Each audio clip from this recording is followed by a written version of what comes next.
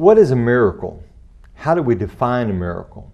Even more importantly, how does the Bible define a miracle? What are the Bible terms that are used? Welcome to this, your daily 180 Bible study. We're talking about miracles, and we're going to do our very best to call Bible things by Bible names and to use Bible terminology to define a Bible miracle. Because there are a lot of different concepts that people have about miracles. Well, with that in mind, I want us to look at Hebrews chapter 2, verse 3 and verse number 4.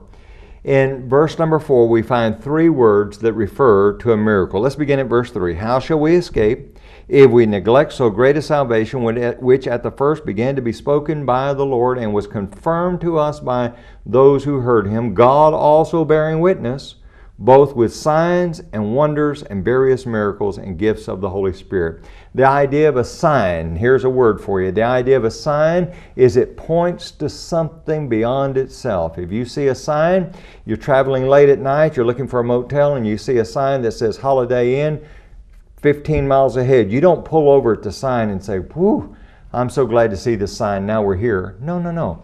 You're glad to see the sign because you know that the motel is coming ahead. Well, that's the way miracles were. They were never a show in themselves. They pointed to something else.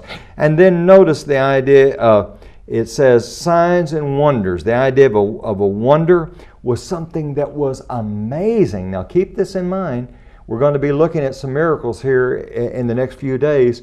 And we understand that yes, a miracle was amazing, but it was not just merely amazing. I mean, it's amazing to me that a plane can get off the air. Have you ever seen one of those big C-130s? I mean, they're huge. That's amazing that thing can even get up in the air. But it's not a miracle. And then notice this. He says the idea of a miracle, it comes from the word from which we get our word dynamite or dynamo. It is great power, a demonstration of power. And that's exactly what a miracle is. It is a demonstration of the power of God. And back in verse 3, we understand that it was very purpose-focused. It was for the purpose of confirming the message and the messenger.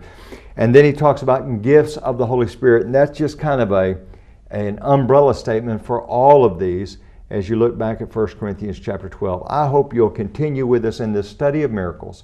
Join us again tomorrow.